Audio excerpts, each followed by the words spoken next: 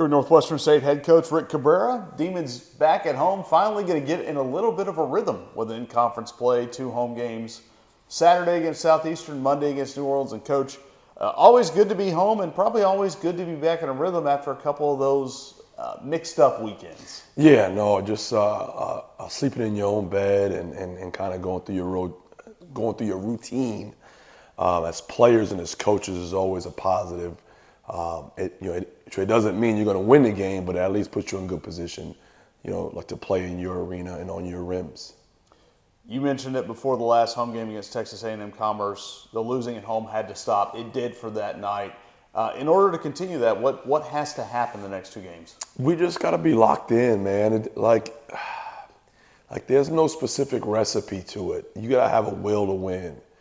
You got to have a will to, just things just have to stop. And I think our guys are heading that way.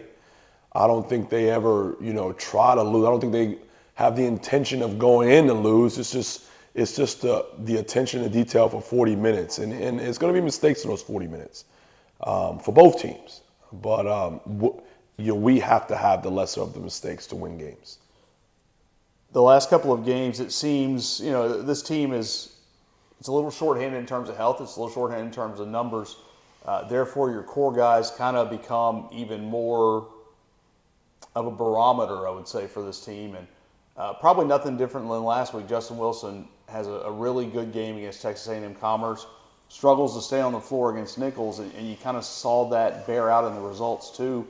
Not necessarily a go as he goes, but go as, follow his lead type of guy. Yeah, off the top of my head, I don't remember prior to Nichols. I don't remember the last bad game Justo has had. He's played really well in conference, even through wins and losses. But Nichols, he didn't play well. He knows that. And he's our emotional leader, our rim protector. He's playing well offensively. I'd be surprised if he has 2 back-to-back bad games. With a guy like that, who is so vocal and so much, he's 6'9", but about a 7'9" personality. How do you coach that in terms of balancing, the type of emotion he has to have to be successful and to continue to hustle for the loose balls? And I guess how do you rein that in without affecting his game, but also making him realize he's a lot more valuable in the paint than he is sitting next to you on the bench? Yeah, no, you just have to show him some data, and the data is the film of certain things that he needs to eliminate so he's not sitting next to me. And like I said, for the most part, he's been pretty good at doing that. But, there's a lot of times that we watch film as a staff and say, hey, that foul on Justo is because of the guard. The guard couldn't guard the ball. And so now Justo has to come over and help, and the referee makes a call, bang, bang call. So now that's his second or third one where he has to sit next to me. So everyone's held accountable, in regard to his emotions and his higher energy, that's not one thing I will ever reel in because that's what gets him going. He just has to be a little bit more intelligent on, specifically at the rim, at walling up and not trying to block everything. We just want you to bother shots. Sometimes there's a time you got to, block shots on the weak side, but, for big guys, those guys are going to get fouls most of the time. We saw so many times in the non-conference and early in conference, Cliff Davis just go off.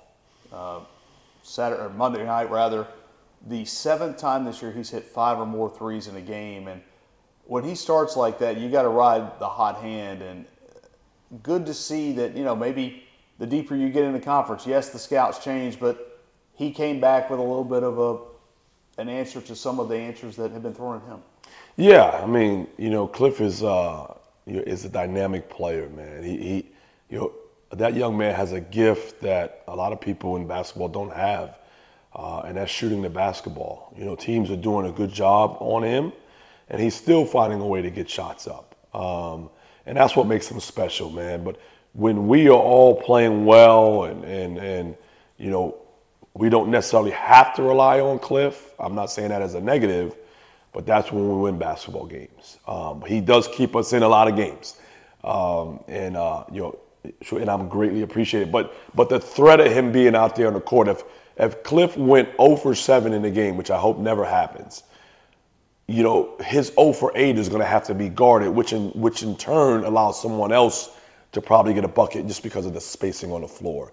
So, like, he helps out, you know, our other guys get shots as well, our post guys to work out as well.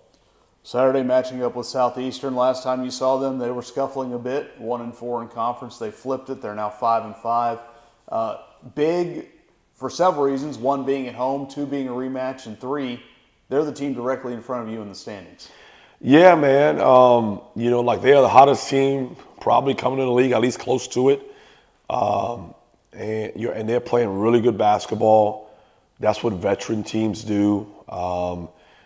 Last time we were in Hammond, you know, they beat us, but, you know, we watched film and it was a lot of self-inflicted mistakes that, you know, have hurt us in a lot of losses.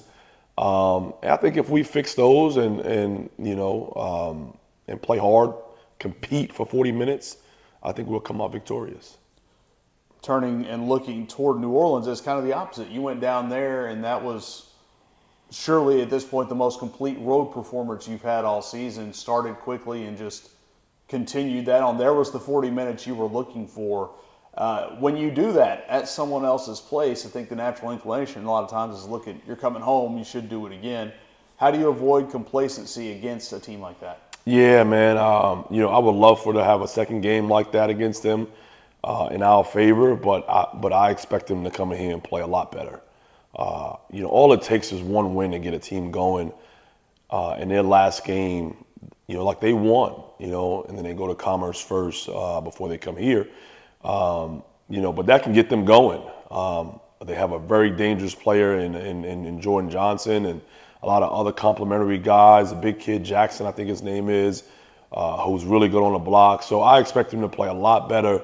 I expect him to play angry. But you know what? We have to play angrier and not be complacent based off what happened last time. Well, one thing that you would like to, I know you'd like to see again, is the effort that Chase Forte had on defense down there. Johnson did not score until the 22-minute mark of the game. I know he's going to come out hunting a lot more than he did in that first game, and it's going to be up to Chase and everyone else, but Chase will probably draw that assignment again. Yeah, no, I mean, Chase, you know, I've said it before, I think he's the best on-ball defender in the league. He's done a phenomenal job on a lot of good players in the league. But like you said, it was a team effort, you know, just a couple of traps, a couple of running jumps to get the ball out of his hand. You got to almost treat him like a younger Steph Curry in this league just because of his threat to make tough shots.